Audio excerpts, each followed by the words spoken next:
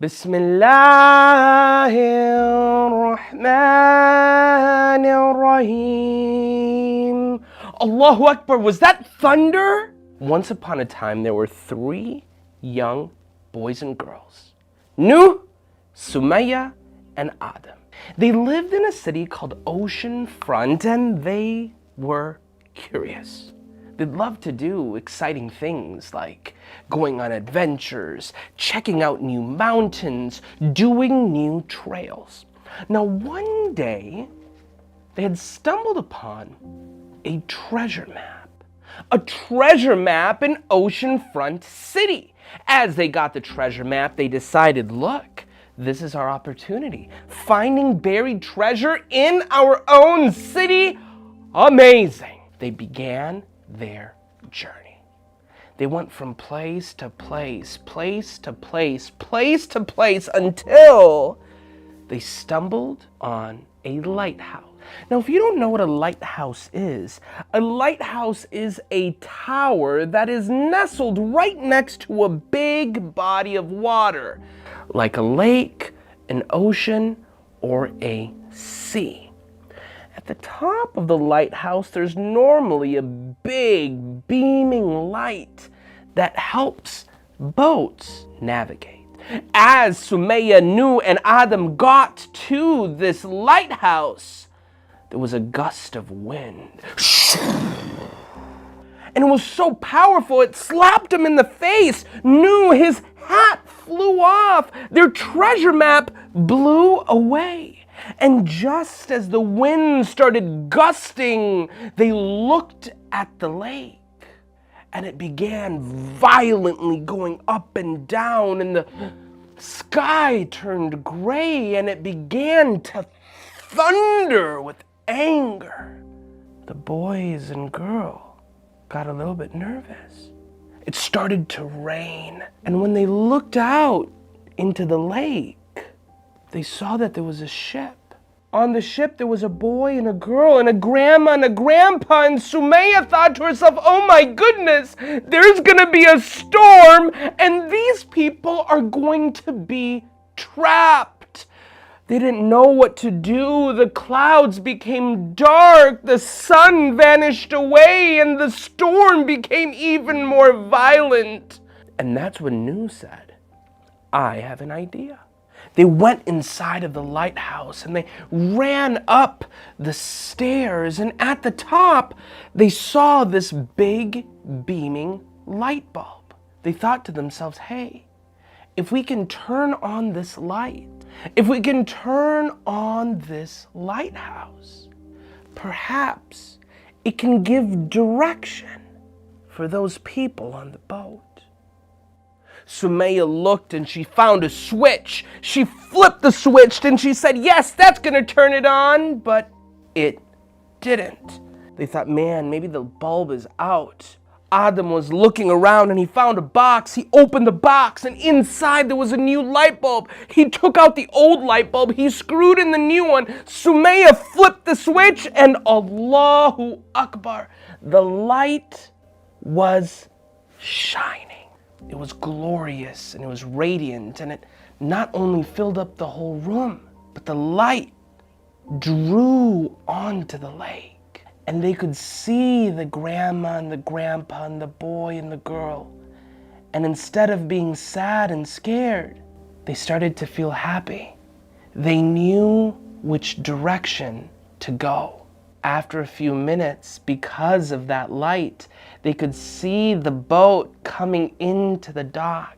And once the boat came into the dock, and the grandma and the grandpa and the boy and the girl came off, they ran into the lighthouse. They looked at those 3 kids and they said, thank you. Because without your guidance, without your light, we would have been doomed. Now here's the thing. We aren't so different than those people on the boat. There are times in our life when it might feel dark and it might feel scary. And we think to ourselves, oh man, where are we supposed to go? Which way are we supposed to turn? And in those moments, We need light. We need guidance. Someone to bring us to safety.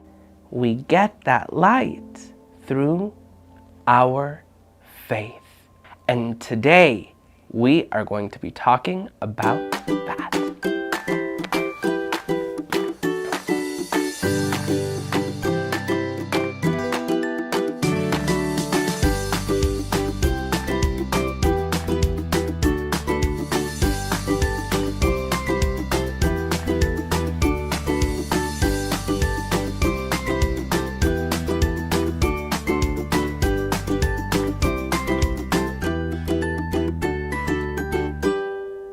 Assalamu alaikum, ladies and gentlemen, boys and girls, and I even see Ayan from Massachusetts, Thala from Tennessee, Michelle from Canada, Ritha from New York, Sophia the cat, Nusaiba and Rukaya, Zainab from Canada, Uthman and Zaid from New York, Fatima from Canada, Alia from Washington, Eamon from Washington, Yara from Oxford, Radia and Amina, I see Sami from New York, I see Ronak from Illinois, so good to see Ronak, Zoya and Amina from Toronto, Isa and Asia, Layla the flower, Saleh from Montreal, where people speak French and they say regular.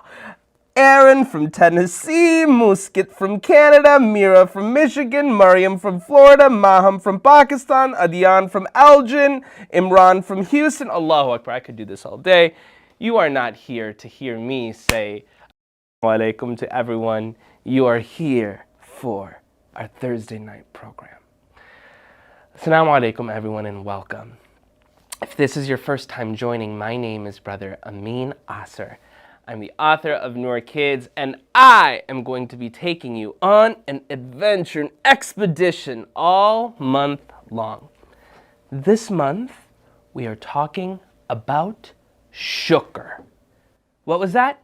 Sugar? No, I'm not talking about sugar. No, we're not talking about sugar, although I do have some candy. We'll eat some candy. I'm talking about sugar. What was that? No, not sugar, all right? I'm not saying sugar, guys. I am saying shukr, okay? Shukr. Shukr means gratitude, thankfulness. You know, one of the best and most important things we can do as human beings is to give thanks.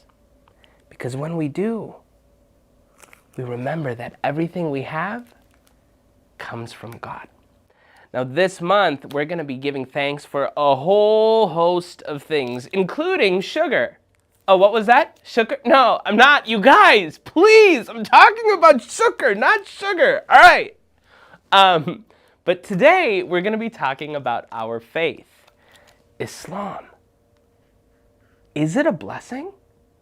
Yes? No? Maybe so. Well, to answer this question, we're going to mosey on over to the library, or some like to say, La Biblioteca, to read a book and to talk about it. If you're ready, let's begin.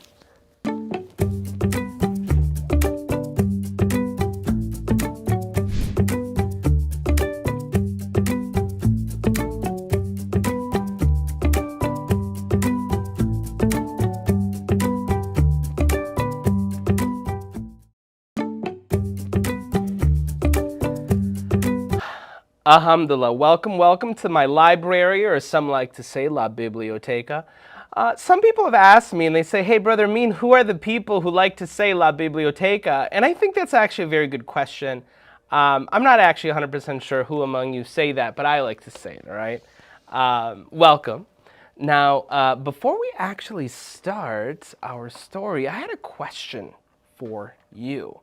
And that question that I wanted to ask is, have you ever been lost? All right, have you ever been lost? And if you were lost, where were you?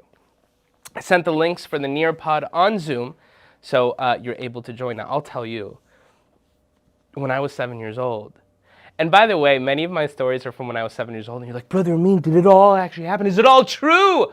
All of the stories are based on true stories, honestly.